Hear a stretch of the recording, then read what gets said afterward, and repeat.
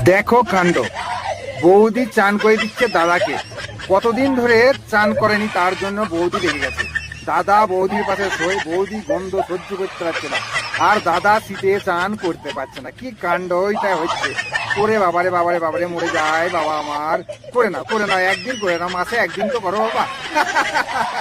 বৌদি চাচ্ছা করে দিচ্ছে না। ওরে বাবারে বাবারে বাবারে, ও কি দিচ্ছে গো।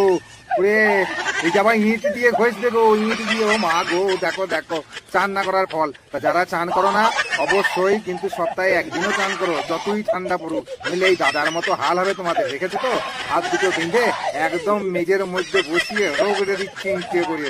ওরে বাবা, আবার সঙ্গে থাপ্পড়, আবার ইট, কি জ্বালাতন। চান করবে, অবশ্যই করবে, সপ্তাহে একদিন করো, খুব ভালো। বউর কাছে শুতে গেলে একটু চান তো করতেই হবে, নইলে তোমার ওই গায়ে তেল ছিটের গন্ধ আসবে। ঘাম হবে না, ঠিক কথাই, গন্ধ আসবে। তার বউর সহ্য করো। ওই দেখ বাবারে, ছটপট ছটপট করছে, দেখ কি হালটা হচ্ছে। মারি খাচ্ছে, আবার ঠান্ডা জলে চান করছে। বাচ্চা যায়।